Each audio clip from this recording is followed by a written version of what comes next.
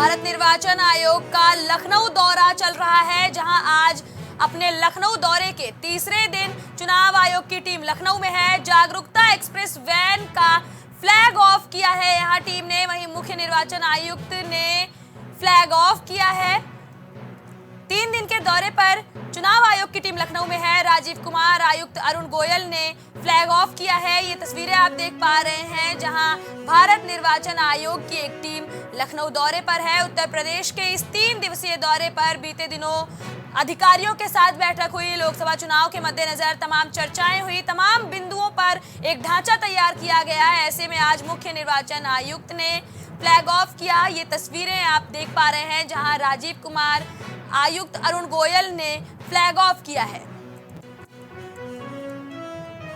नागपुर से खबर है, जहां संघ की अखिल भारतीय प्रतिनिधि सभा की बैठक हुई है। नागपुर संघ मुख्यालय में 15 मार्च से 3 दिवसीय बैठक होना तय किया गया है।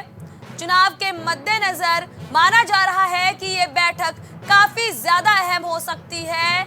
यूपी से 200 स्वयंसेवक इस बैठक में शामिल होने पहुंचेंगे। नागपुर में संघ की अखिल भारतीय प्रतिनिधि सभा की अहम बैठक होने की तारीखों का ऐलान हो गया है। नागपुर संघ मुख्यालय में 15 मार्च से 3 दिन की बैठक शुरू होगी, जिसमें बताया जा रहा है कि यूपी से 200 संघ कार्यकर्ता पहुंचेंगे। लोकसभा चुनाव को लेकर बसपा भी अब एक्शन मोड में आ गई है।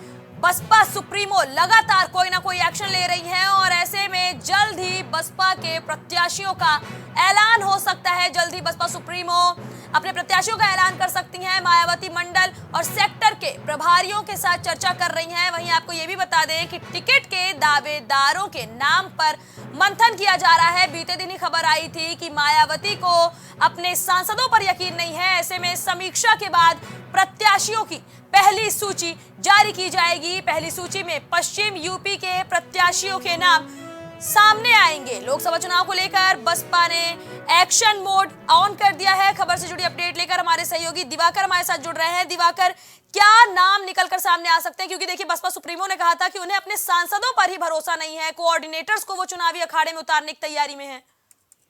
बिल्कुल, देखिए बसपा जो है वो जानती है और खुद मायावती जानती हैं कि जिस तरीके से रितेश पांडे जो कि बसपा के सांसद थे अम्बेडकर नगर, उन्होंने पाला बदला और बीजेपी ज्वाइन की। उसके बाद उनके जो भाई हैं वो कहीं न कहीं सपा का साथ छोड़ के चले गए भाजपा में। तो ऐसे में अब मायावती ने ये भी खुलकर कह दिया कि उनको किसी के ऊपर कोई विश्वास नहीं, उनके जो मौजूदा सांसद हैं उन पर विश्वास नहीं है। जाहिर बात, अगर विश्वास नहीं है तो चेहरे बदले जाएंगे, नाम बदले जाएंगे और प्रत्याशी जो है वो जो मौजूदा सांसद वो न उतार के दूसरे प्रत्याशियों पर मायावती दांव लगाएंगे। यही वजह है कि लगातार सेक्टर प्रभारियों से जो मंडल प्रभारी हैं उनके साथ चर्चा मायावती कर रही हैं और कहीं की जो कोऑर्डिनेटर बनाए गए तो उनसे चर्चा कर रही हैं। बात बड़ी ये है कि हो सकता है कि इस बार कोऑर्डिनेटर जो बनाए गए थे उन्हीं को बसपा जो है, मायावती जो है वो चुनावी मैदान में, चुनावी अखाड़े में उतार दे। तो फिलहाल ये सारी चीजें, लेकिन अभी फिलहाल चर्चाएं चल रही हैं। अब देखना होगा कि कब क्या होता है। लेकिन इतना तय है कि पश्चिमी उत्तर प्रदेश की पहली सूची जो है वो बसपा जारी करेगी जल्द ही। जी दिवाकर, क्या लगता है बसपा बाकी पार्टीज को, जो भी विपक्षी पार्टीज हैं, उनको कितनी टक्कर दे पाएगी?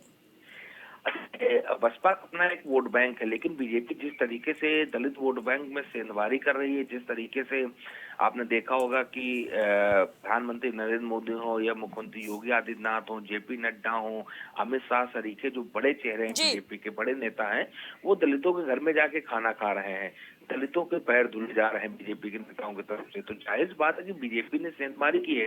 2022 के विधानसभा चुनाव में तकरीबन 9% वोट जो है वो दलित वोट बीजेपी के पाले में आया था और उसके बाद अब तो धीरे धीरे बढ़ता ही जा रहा है। तो बसपा कमजोर होती चली जा रही है। अब टक्कर कितना दे पाती है, नहीं दे पाती है, ये तो मतगणना में ही पता चलेगा। लेकिन इतना जरूर है कि बीजेपी बसपा को डेंट पहुंचा रही है, उसका वोट बैंक जो है वो अपनी तरफ खींचती जा रही है। जी, इस खबर पर हमारे साथ जुड़ने के लिए आपका धन्यवाद दिवाकर।